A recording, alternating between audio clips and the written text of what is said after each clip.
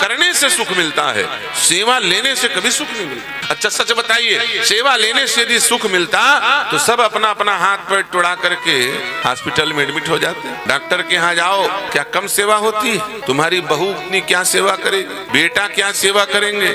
उससे 10 गुना ज्यादा नर्स और कंपाउंडर वहां लगे रहते हैं, वार्ड बॉय क्या कहते हैं उनको, वो लोग ज्यादा सेवा करते हैं। बीमार आदमी पैरालिसिस हो गया है, लकवा फालिस मार चुका है, कोमा में चला गया है, घर में लोग उसे छुएंगे नहीं, उसे उल्टा पुल्टा कर करके कभी इधर से सुई लगाएंगे, कभी इधर से सुई लगाएंगे, कभी यहाँ से खून निकालेंगे, कभी यहाँ से कोई पानी डाल देंगे, कभी इधर से लाल रंग का डालेंगे, कभी उधर से नीले रंग का डालेंगे, कभी नाक में रस्सी डाल देंगे। क्या कम सेवा होती है हॉस्पिटल में? कौन कौन हॉस्पिटल जाना चाहता है बताओ? इतनी बढ़िया सेवा होती है, हाथ उठा दो, मैं मान जाऊं। जाना चाहते हो? कोई जाना नहीं चाहता। बताओ, सेवा लेना कोई नहीं चाहता। हमने जो कहा वो सही बात निकली कि नहीं निकली? इसलिए सेवा लेने से सुख नहीं मिलता, सेवा करने से सुख मिलता है। इसलिए जिसको भी भगवान ने सुंदर शरीर दिया है, हिष्ट पुष्ट शरीर दिया है, चलने फिरने लायक शरीर दिया है, परिश्रम करने लायक शरीर दिया है, तो ईर्षा जलन खोरी में अपनी जवानी नष्ट मत करो। घर का झाड़ू पोछा खुद लगाओ, बर्तन चौका खुद करो, खुद रोटी बनाओ, खुद भोजन बना करके अपने बेटा, अपने पुत्र और अपने पति को खिलाओ।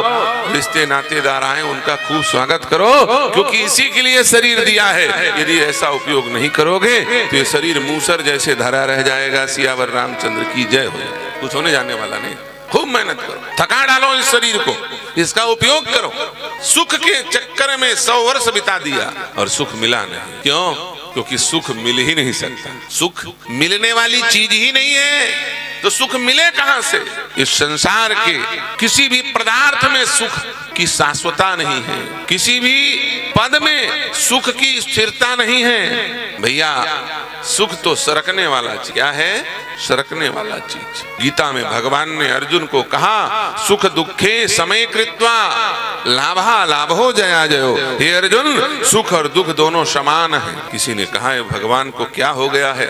महाभारत के युद्ध में रणभेरी बज रही है, चारों तरफ प्रलय मचा हुआ है, भीम का विकोदर शंख बज रहा है, गांडीव की टंकार त्रैलोक्य को कंपित कर रही है, भीष्म पितामह का तेज कौरव सेना के नेत्र को मानो फोड़ रही हो।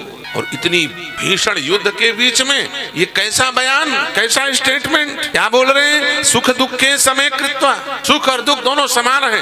हे केशव, जब सुख और दुख दोनों समान था तो ये महाभारत का युद्ध क्यों कराया तुमने? पांडवों को 13 वर्ष का वनवास मिला था, 12 वर्ष का वनवास, 1 वर्ष का अज्ञातवास, 1300 साल करा देते, 100 साल और घूमते रहते। जब सुख और दुख समान था तो ये लड़ाई क्यों भाई के संपत्ति का हिस्सा कराने आप गए थे? कैसे कहा कि सुख और दुख समान है? भगवान ने कहा, भैया यही तो बात है। सुख और दुख नाम अलग अलग है, लेकिन काम एक ही है। जैसे चोर और पुलिस नाम अलग अलग है, आजकल काम लगभग एक ही हो गया। गुस्सा मत मानना, हमारे मिश्रा जी पुलिस वाले हैं तो गुस्सा नहीं होंगे, वो तो हमारे अपने हैं कि बाकी लोगों की बात कर रहा हूँ। ये लोग तो ऐसे लोग हैं कि एक चवन्नी कोई मूड पटक ले तो न लेंगे किसी से। ये संत रूप है, संत लोग। चोर और पुलिस दोनों नाम अलग अलग, लेकिन काम एक। क्या बोले? एक ऊपर से लेता है टेबल के, लेकिन सामने से मांग लेता है, पीछे से चुरा लेता है, जेब काट लेता है। एक देखने में लेता है और एक छिपा करके लेता है। ले दोनों रहे। अब बताइए, सैद्धांतिक रूप से दोनों एक हुए कि नहीं हुए? नाम एक, नाम दो हैं लेकिन काम एक। चोर और पुलिस दोनों एक हो गए। ठीक वैसे ही सुख और दुख, ये नाम दो अलग अलग हैं, काम इनका एक ही है। उदाहरण, सुख का काम क्या है? बोले सुख जब मिलेगा तो सुख में दुख की अनुभूति होती है। पहला गुण ध्यान से सुनिएगा, सुख में दुख की अनुभूति होती है। किस बात का दुख? जब स्वर्ग जाओगे ना, सुख का सबसे स्टैंडर्ड जगह है कौन सा? बोले स्वर्ग। वहां बहुत अच्छा सुख मिलता है। जबरदस्ती सब लोग स्वर्गीय लिख देते हैं अपने माता पिता को, मृत माता पिता को स्वर्गीय फलाने जी, स्वर्गीय फलाने जी। जब हमारी बात को सुनोगे तो स्वर्गीय और नरकी बराबर निकलेगा। इसलिए स्वर्गीय वर्गीय के चक्कर में मत रहना। सुख में दुख की अनुभूति होती है। जब जीव पुण्य कर्म करके सुकृत इकट्ठे करके स्वर्ग जाता है तो स्वर्ग में जाते ही एक सुंदर माला पहना दी जाती है और कह दिया जाता है एक एक पंखुड़ी को गिनते रहना। वो बेचारा गया था स्वर्ग की चकाचौंध का आनंद लेने, मजा लेने, उसके गले में माला डाल करके वारे गुरु घंटाल स्वर्ग के पहरेदार हैं, उसको क्या दे दिए? एक माला दे दिए। अब बोले जाओ इसकी एक एक पत्ती को गिनते रहना, एक एक पंखुड़ी को गिनते रहना। क्यों?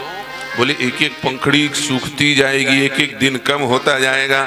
जिस दिन पूरी माला सूखेगी तुम यहाँ स्वर्ग का इंद्र का पैर पकड़ लो, चाहे सिंहासन पकड़ लो, हम लात मार के तुमको नीचे फेंक देंगे। छिने पुण्य मृत्यु लोकम विशंति, पटक दिए जाओगे, एक क्षण नहीं रहने देंगे तुमको, भगा दिए जाओगे। अब बताओ वो है सुख में, लेकिन उसे भयंकर दुख। ओहो एक पत्ती सूख गई, दूसरे दिन ओहो दूसरी भी सूख गई, तीसरी और सूख गई। पहले बार किसी के कान के बगल की बाल पक जाए वो टेंशन में आ जाता है, दूसरा और निकलता है, तीसरा और निकलता है। ऐसे देखता है जैसे काले काले बादल में बिजली चमक रही हो, लेकिन वो देख देख के परेशान। यह है सुख की स्थिति। सुख में दुख का अनुभव होता है भैया, और दुख में तो दुख का अनुभव होता ही। दोनों में दुख का अनुभव हुआ ना, ये पहली समानता। दूसरी समानता बोले सुख जिसको मिलेगा सीमित समय के लिए मिलेगा, अनलिमिटेड सुख नहीं मिल सकता। सुख अनलिमिटेड होता ही नहीं है, असीम होता ही नहीं, सीमित समय के लिए मिलेगा। दुख जिसको मिलेगा वो भी असीम नहीं होगा। नरक कोई जाएगा ना तो ऐसा नहीं कि अनंत काल के लिए नरक चला गया, उसका एक समय सीमा है, उसकी एक मर्यादा है। उससे आगे यमराज नरक में किसी को नहीं रख सकते, यमराज की नौकरी खतरे में पड़ जाएगी। किसी ने यदि किसी का मर्डर किया हो तो 14 साल बामुशक्कत सजा होगी, उसके एक दिन एक्स्ट्रा यदि जेलर रख दे तो जेलर की नौकरी पे आंच पड़ जाएगा। ज्यादा समय तक वो नहीं, एक सीमित समय है, सीमित सीमा है।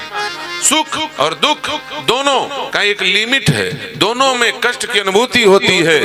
और दोनों, तीसरी समानता बोले दोनों घटते क्रम में मिलता है। किसी को रसगुल्ला अच्छा लगता, हमारे राजकुमार शास्त्री जी ने रसगुल्ला बनवाया, सब लोग आएंगे बढ़िया रसगुल्ला खिलाएंगे। रसगुल्ला किसी को अच्छा लगता है, वाह वाह भाई क्या बात है रसगुल्ला बना है। अब रसगुल्ला का नाम सुनते ही जीभ से लार टपकने लगा। अरे मत गिराओ लार यार, लाता हूँ तुम्हारे लिए रसगुल्ला। लाए और ला करके एक रसगुल्ला दिया, बोले बस एक ही, एक और ले आओ। अरे चिंता मत करो तुम खाओ तो। दूसरा खाया, तीसरा खाया, चौथा खाया। अब जो रसगुल्ला अति प्रिय था, जो रसगुल्ला आनंद देने वाला था, 4 रसगुल्ला खाने के बाद उसने कहा रहने दो भैया। नहीं नहीं नहीं नहीं, तुम्हें रसगुल्ला प्रिय मुझे पता है, अभी तो 4 और, फिर 4 और ला के रखो। वो हाथ जोड़ करके रोना शुरू कर देगा, बोले अब ये जहर है, इसके आगे हम खा नहीं सकते। क्यों? क्योंकि पहले रसगुल्ला में जो सुख था दूसरे रसगुल्ला में बढ़ा, तीसरे में और बढ़ा, चौथे में और बढ़ा, लेकिन 5वें में घटना शुरू हो गया, 6वें में फिर घटना शुरू हो गया, 7वें में घटना, 8वें में जहर बन गया, दुख का कारण बन गया।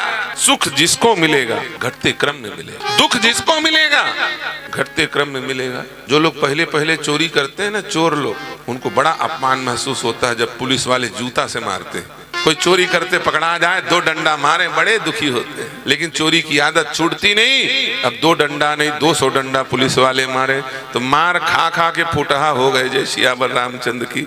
अब उन्हें 2 4 10 डंडा तो प्रसाद जैसे लगता है। दुख घटते, पहले डंडा में दुख ज्यादा हुआ, दूसरे डंडा में दुख कम, तीसरे में और कम, चौथे में और कम। लेकिन पहले में नेताओं को गाली बुरी लगती थी, जब राजनीति में घुसे तो हमारे लिए कोई बुरा शब्द न बोले, लेकिन अब सैकड़ों गाली सुन लें तो भी इतनी मोटी खाल हो गई कि दुख होता ही नहीं। दुख घटते क्रम में मिलता। 3 समानता है कि नहीं? ऐसे 300 समानता हम गिना देंगे, सुख ये दुख की कथा सुनाते रह जाएंगे, भागवत की ओर बढ़ ही नहीं पाएंगे।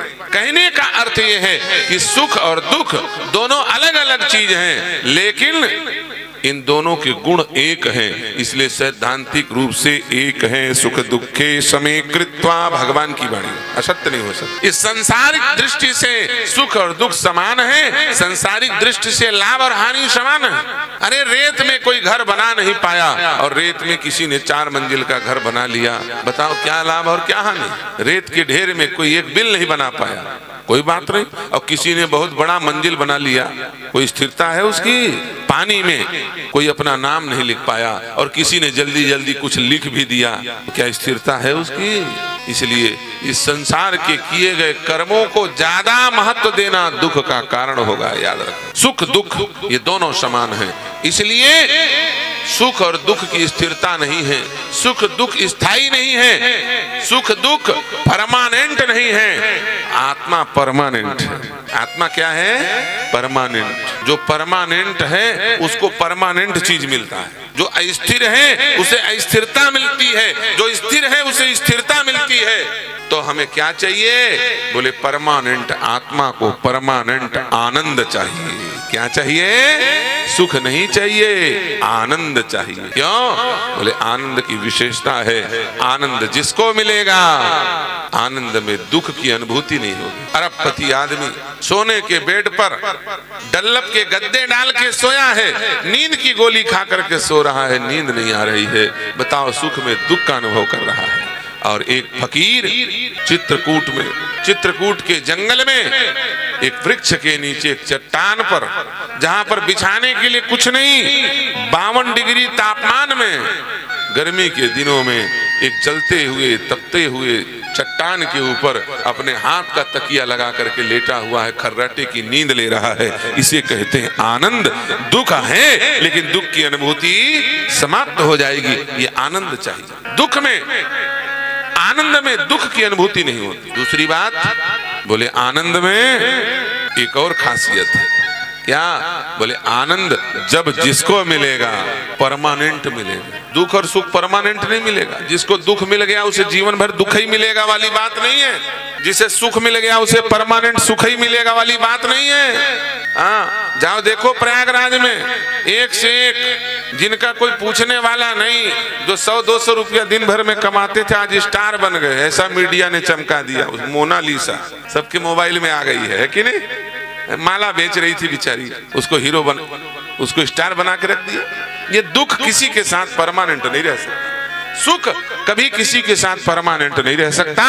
लेकिन आनंद, आनंद यदि एक बार मिला तो परमानेंट रहेगा, वो छुड़ाए नहीं छूटेगा। जिसको मिल गया उसे मिल गया।